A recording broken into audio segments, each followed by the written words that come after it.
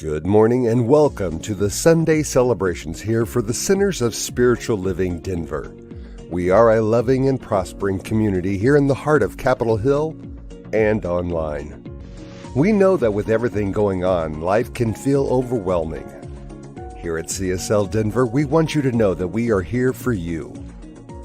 Please know that our practitioners are available for prayer work with you. Our names and phone numbers are on the website at www.cslddenver.org. Or if you have a prayer request, please email it to info@cslddenver.org. Reverend Elzia, along with all of our guest speakers, all of our practitioners, our music and service coordinators, want you to know how truly grateful we are for your online support. Thank you for watching our Sunday services, attending our online workshops and events, and providing financial support so that we can keep our virtual doors open. We love you all and know we'll be seeing you in person in the right and perfect time. And now, we'll continue to meet online until further notice. If you're interested in upcoming events and information, we send out weekly newsletters. Please go to www.cslddenver.org and sign up for our newsletters. We only send out one per week. Or send an email to info@cslddenver.org and request to be put on our mailing list. This week we are having our usual Zoom fellowship right after service. If you haven't already received an email this morning, please send an email to info@cslddenver.org to request a Zoom invitation. Please join us. We would love to say hi and catch up with you. That's it for the announcements this Sunday. Again, thank you for tuning in, and now back to our service.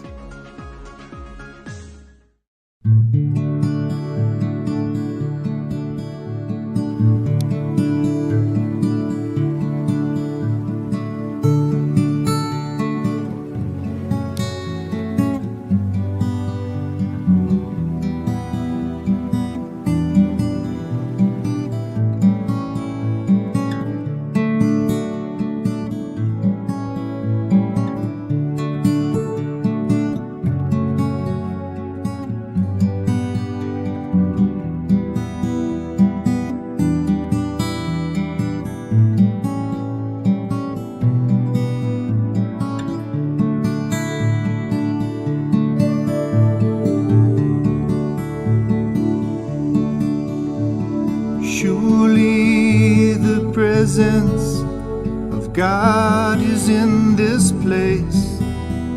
I can feel the mighty power and the grace.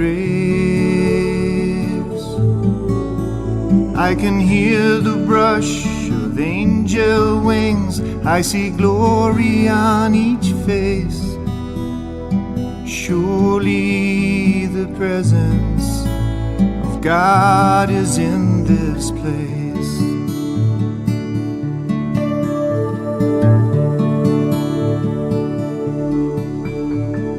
Surely the presence of God is in this place.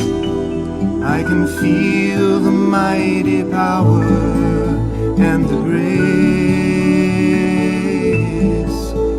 I can hear the brush of angel wings. I see glory on each face. Surely the presence of God is in this place.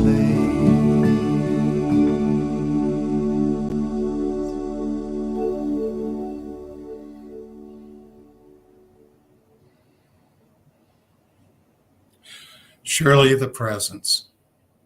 Good morning. My name is Tim Hancock, and I'm a practitioner here at Center for Spiritual Living Denver.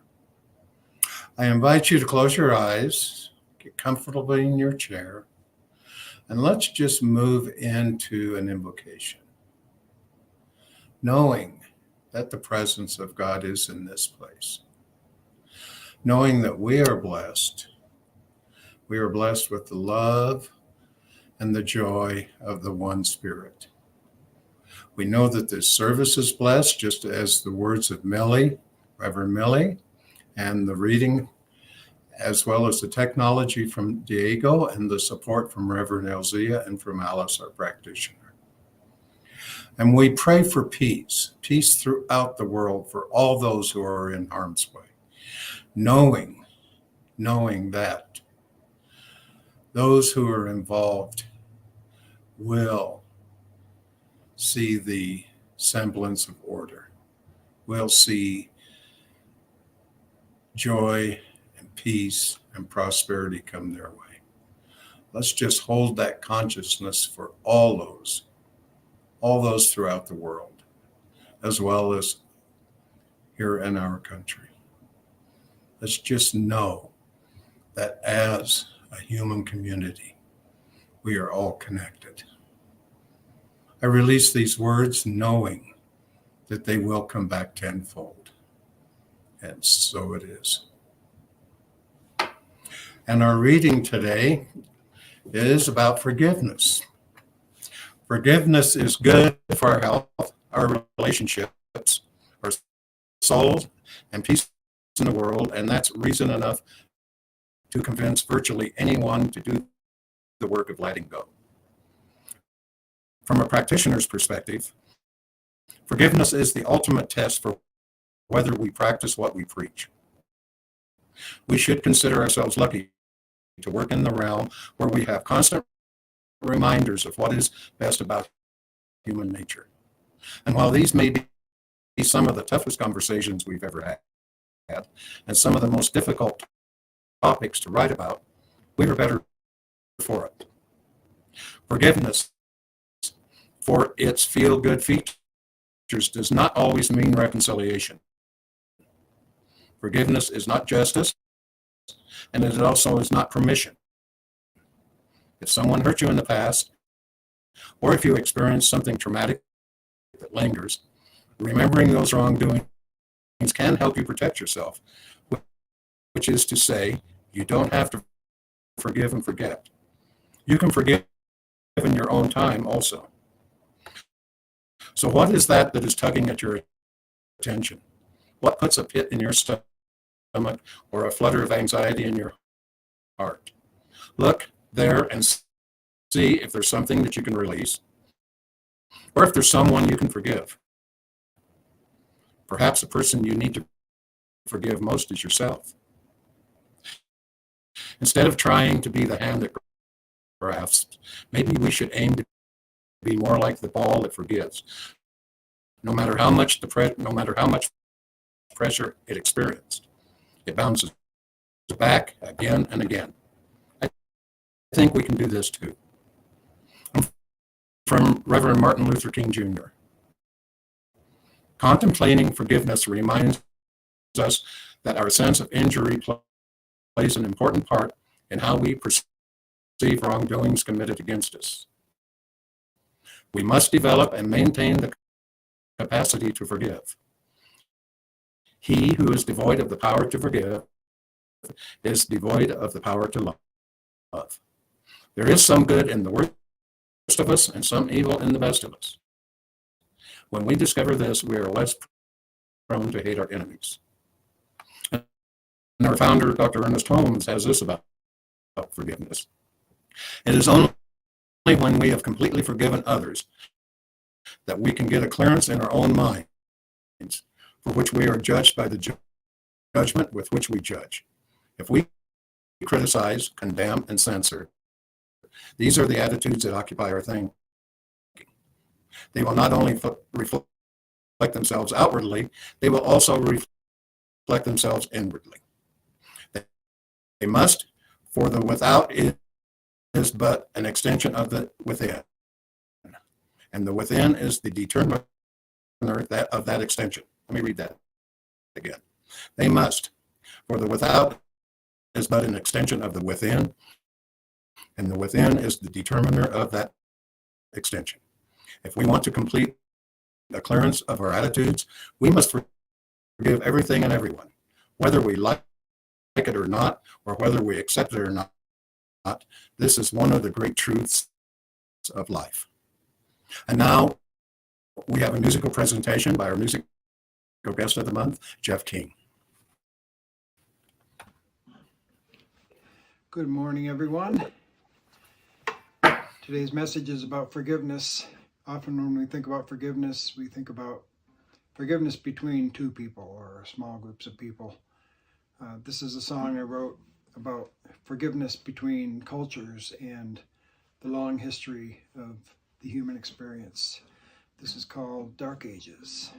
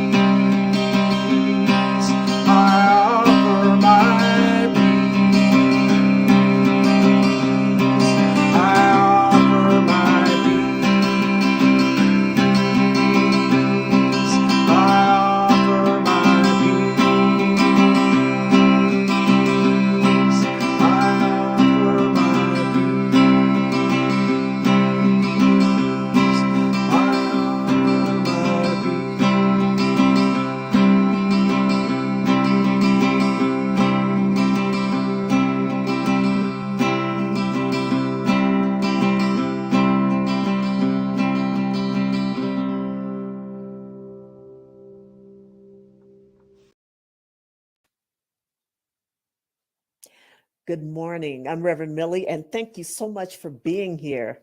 Um, I am always I feel so blessed when I'm with Denver CSL. It is such a sweet community, and I've had the opportunity to speak here before, enjoying the music and just just the love of spirit.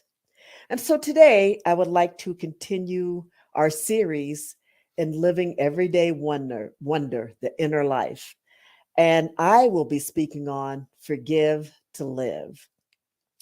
So we forgive to live because when we're unforgivable, when we're unforgiving, let me put it like this, we suffer. And the reason we suffer is because we're holding on to the past. You know, if you practice Buddhism, that's one of the things that the Buddhists say, that there is an attachment.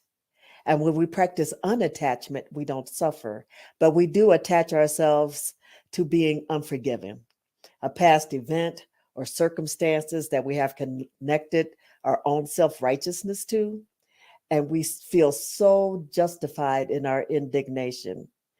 I know that I have felt like this, and it is a life work to get past just being unforgiving and, wanting to hold on to grudges.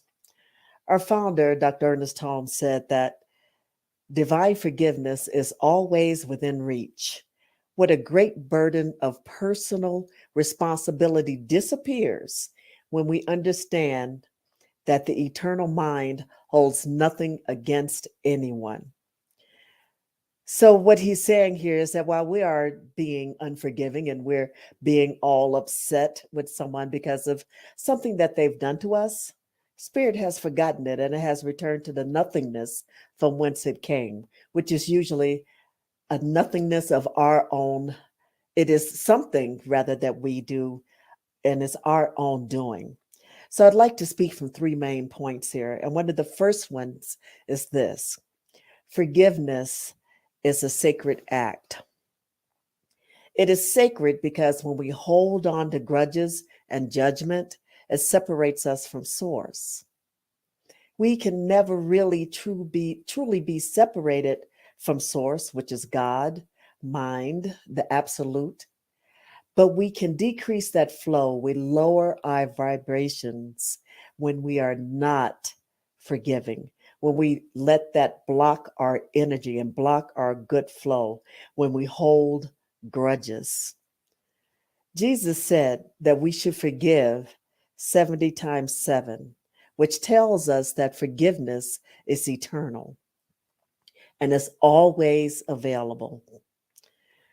None of us have always lived an unblemished life, but we really do. We hold those grudges, don't we? I have. And like I said, it's just a lifelong journey to move past that being unforgiving. There's a saying that says, when you point one finger at someone, you actually have three pointing back at you. And Jesus said, again, don't focus on the speck in your brother's eye while ignoring the log in our own eye. The book of Proverbs tells us that love prospers when fault is forgiven, but dwelling on it separates close friends. And so, what does that mean? How does that separate close friends? We can imagine or we can remember circumstances where we've been in either personally or we've seen great friendships and love just totally disappear because of holding a grudge or being unforgiving. For myself, I know that I have been in a position or in positions where it seemed like my past life, I kept getting the same boyfriend, right? So some of you maybe keep seeing the same people show up in your lives when you end a certain relationship. And it's like, okay, I'm done with that. Or just when you're working and you can't stand your boss. Now, have you had that experience? And if I'm the only one, I am surprised. I'll tell you that. But we don't like our boss, because we don't like the way that boss does things. So we leave, we quit, we go get another job, we transfer. And what do we find there? The same boss is there waiting for us. It's because we're holding that energy, that lower vibration of what has gone on in the past, and we haven't really let it go.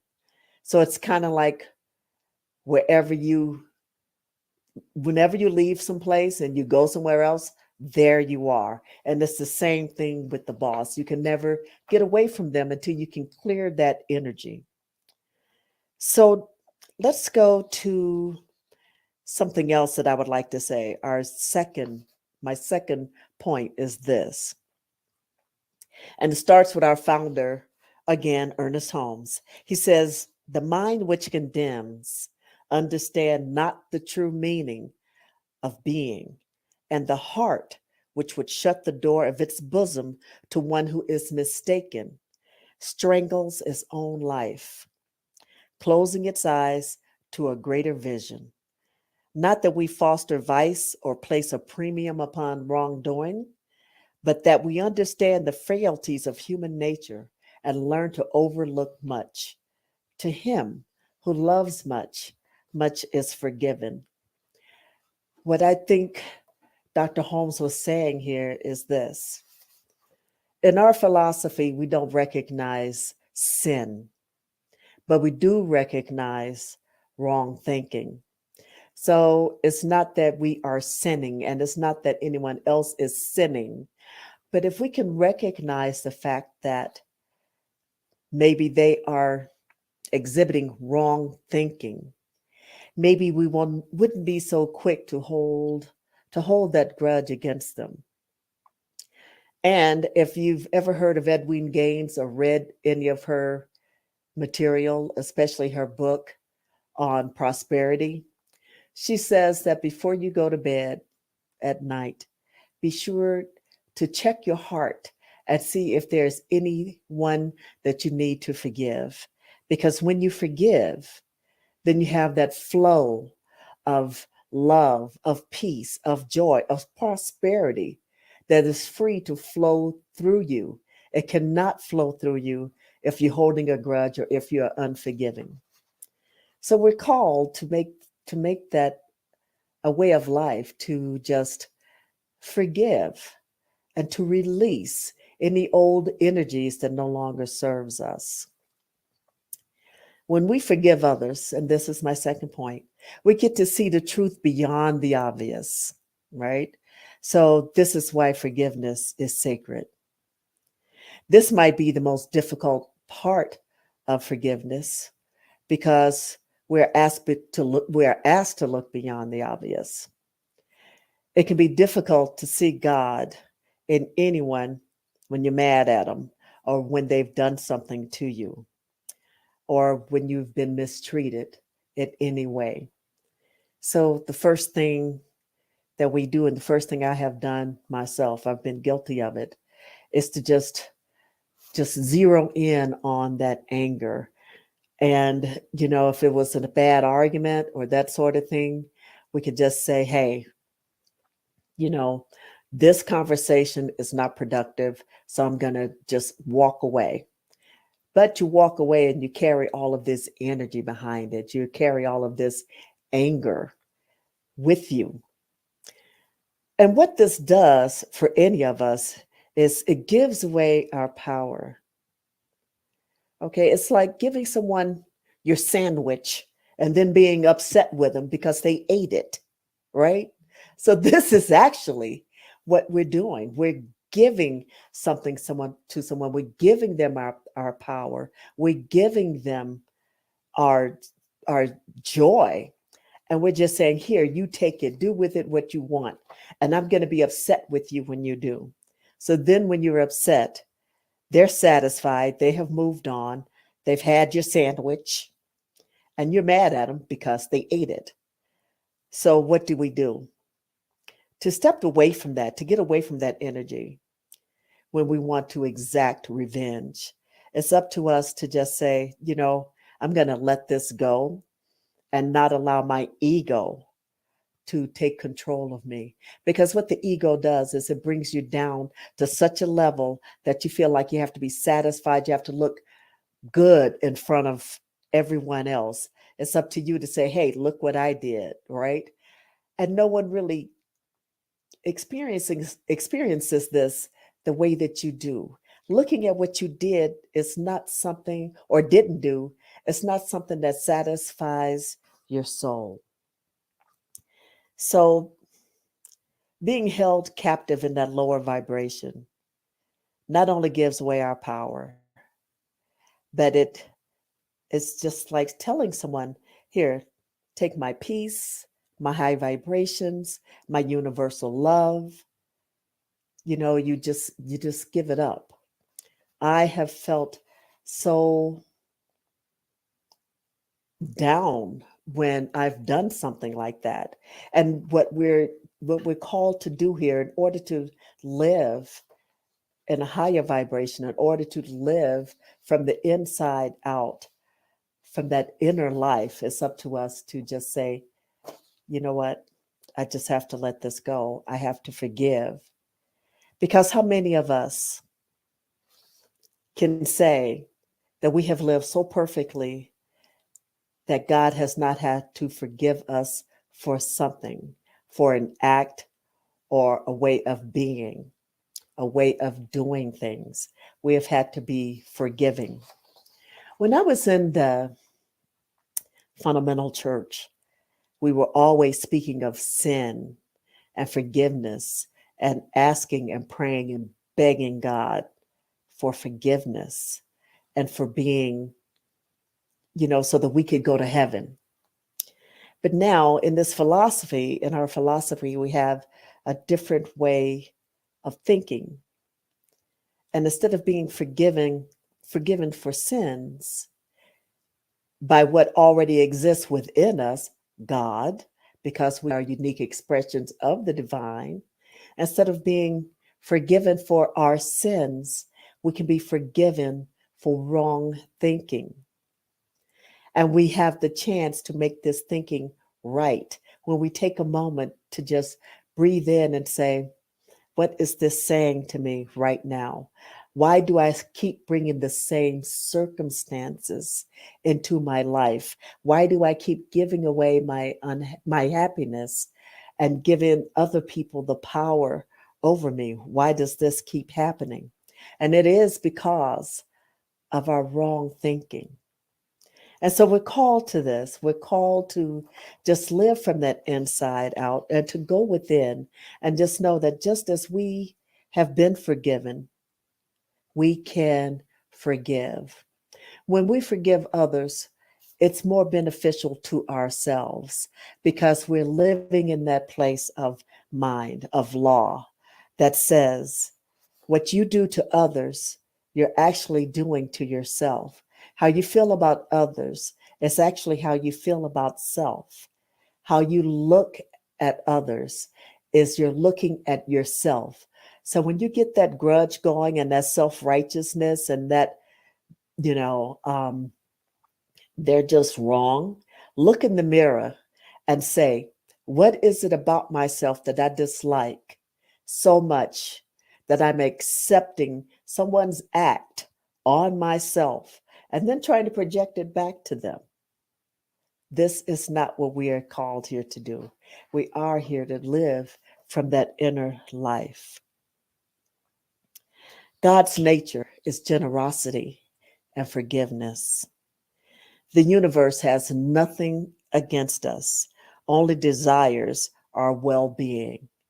And that's an excerpt from Living the Science of Mind, page 400 by Dr. Holmes. Emma Curtis Hopkins says this in High Mysticism, and Emma has a very poetic way of putting things. So let me just read this to you first, and then we can explore it a little bit. She says, now we are ready to cast ourselves and all our wills and demandings and lowly yielding up to unseen high sovereignty. Who is not glad to surrender his proud mind's muddy areas of foolishness, its dark pools of ignorance. So, what Emma is saying is this, that on that deep soul level, we are more than happy, we are more than willing to release this muddiness, this cloudiness that is in our own minds. And she then begins to ask for forgiveness throughout her body, starting with her mind. Asking about forgiving her thoughts, forgiving the feelings in her heart, forgiving the feelings in her head, forgiving the feelings that she has throughout her body. And she asks God for forgiveness.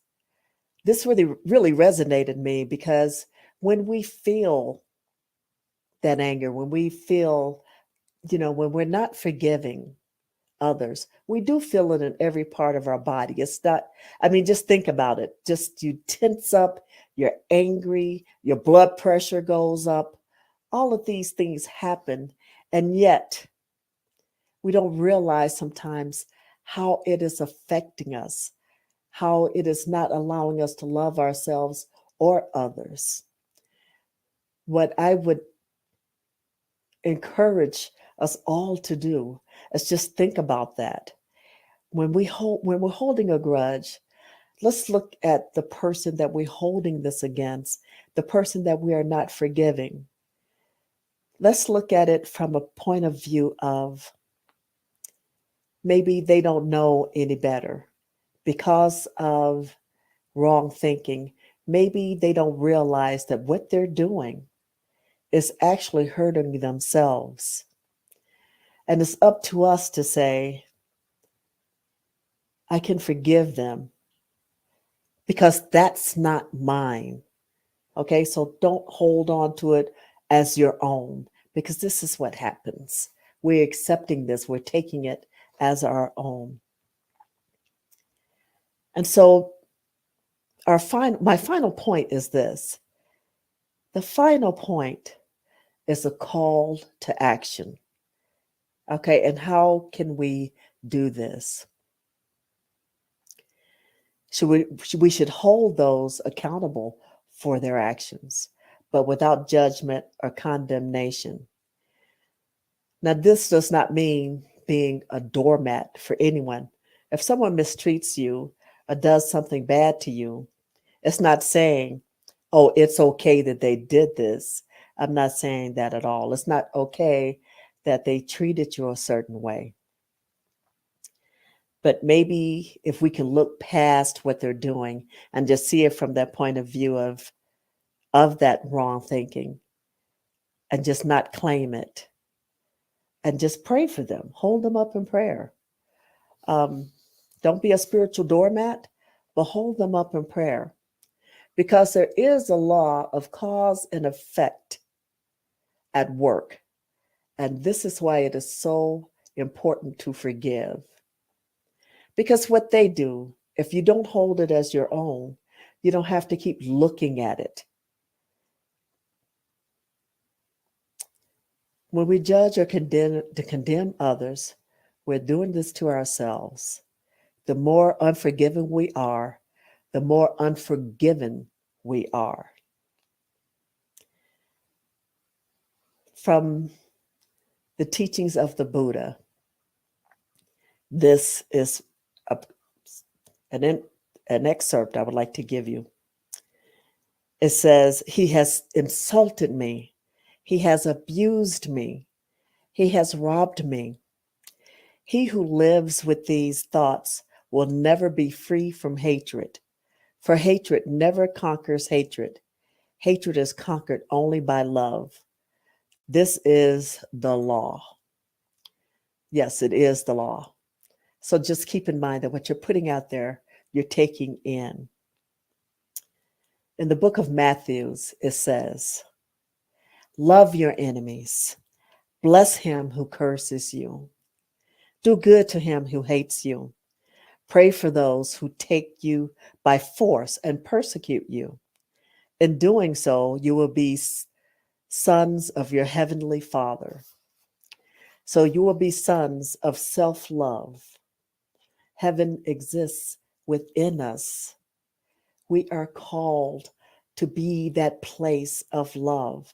Love is the only thing that can conquer hate, that can conquer our feelings when we feel like we have been wrongly done.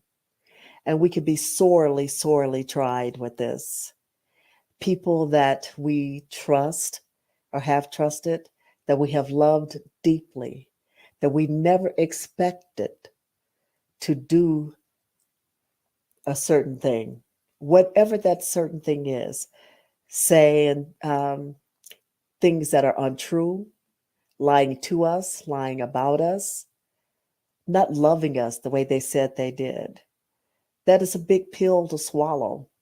And it's up to us not to be the bigger person. That saying is something I don't understand, being the bigger person. But I can say that maybe we can be the more spiritual person and just say, I bless you. I release you. I know that there's a law that's in place, that what you're doing, you receive. And I know that if I can move beyond this and not give you my power, then I can continue to be blessed and continue to let this divine energy, this beautiful energy of God continue to flow through me. Forgiveness is a journey, and it always starts from a starting point where forgiveness is absent. Reaching it is a matter of choice, and that's from Colin Tipping. So I just want to say thank you for your time today. And before we totally complete this talk, I would advise you to do this. I'm asking you to do this, just as Edwin Gaines says, to think about maybe someone that you've had an experience with during today. And what I'm going to ask you to do is this: make a list. Make a list of the people who at some point you've had, some point even in your life, they've done something bad to you or acted untoward towards you. Make a list of those people. And if there is energy around them when you write their names or when you think about them, go into prayer and ask for forgiveness and look at what has happened. And however long ago it has happened, does it make a difference in your life today? Has it done anything to you or for you today? If you can think of this person without energy behind it, then you know that you have forgiven them. And so you have forgiven yourself for the way that you have thought of them. If not, you have work to do. If you feel like there's something that keeps happening to you, as I've said before, go back and look at, okay, who have I not forgiven? What can I do differently? How can I get my thinking right?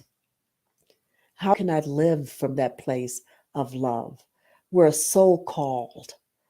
We are so called to live from that place of just divine right action, divine love, divine right thinking, and to release whatever has gone on before us and just know that Spirit's got this. Spirit's got you. Spirit's got them.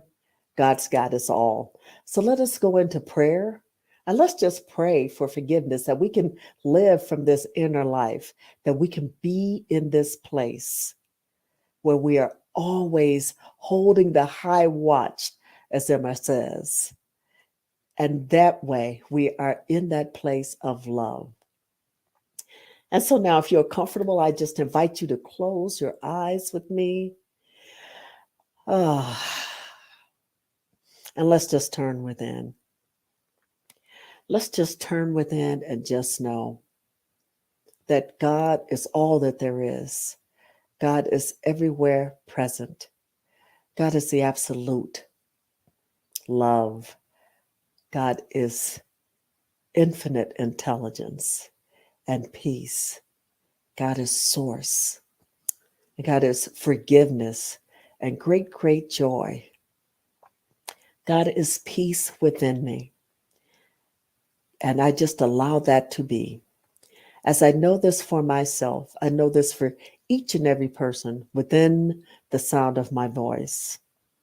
I know this. I know that as I am forgiven for any wrong thinking that I have exhibited in my life, anywhere in my life, I know that I have come to this point where I can say, God, forgive me and allow me to be in that place of divine love and seeing the divinity within each and every person that I see, even those who exhibit wrong thinking, even those who I feel that I have been wronged by.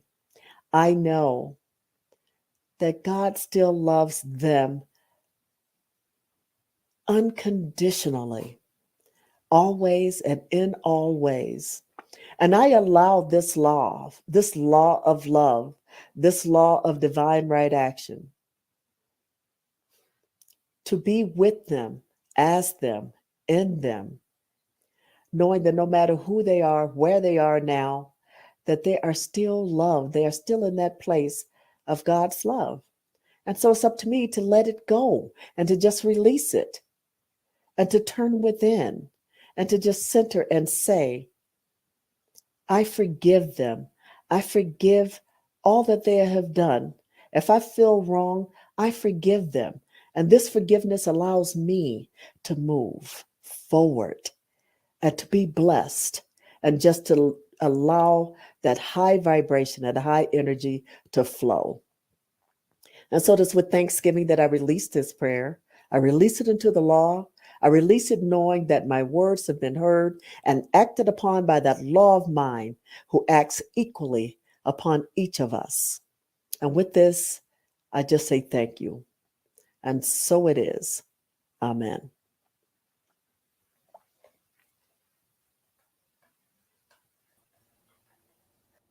Thank you, Millie. Loved your talk. Loved it a lot. Apparently, we were expecting, or I have been experiencing a lot of issues with the internet gremlins this morning, and my reading was cut off quite a bit.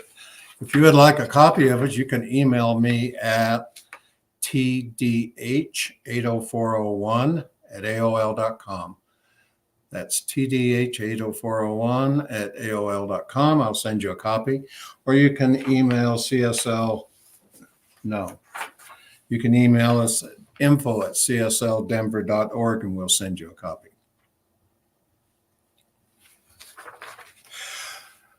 We are so grateful and we are blessed for everyone's support of CSL Denver, whether it is time, treasure, or talent, and especially during this time of change. Whether this is your first time joining us or you're a returning community participant, we want to thank you for your continued financial support of the important work we're striving to provide. Right now, there are several ways that you can make your financial contribution to the Center for Spiritual Living Denver. This information is running at the bottom of your screen. If you haven't already done it and you shop at King Soopers and or Amazon Smile, you can link your account to Center for Spiritual Living Denver, and our center will then receive a percentage of all the proceeds. Email us if you'd like more information on this option. Now, please repeat with me our usual affirmation. Hold your gift to your heart, or just simply hold your hand to your heart. And repeat with me. This perfect gift is spirit informed, circulating and blessing all it touches. Freely I give, and joyously I receive. And so it is. And our virtual fellowship is at the end on Zoom is this morning. We'd love for you to come by and join us and let us know how you're doing. If you didn't receive the invitation earlier this morning, send an email to info@cslddenver.org. mention fellowship. We'll send you a Zoom invitation right away. Meantime, we hope you have a wonderful week and affirm right here and right now that 2022 is blessed and perfect in all that it is. We love you and we miss you. Please take care of yourself. And now we close out with I release and I let go. There was a time in my life, thought I had to do it all for myself. Didn't know the grace of God was sufficient. I didn't know the love of God was at hand.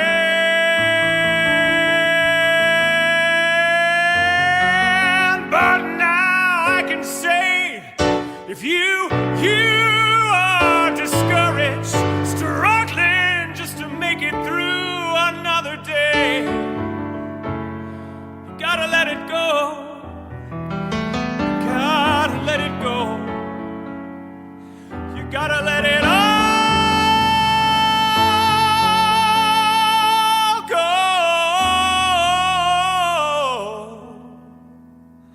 And this is what you have to say.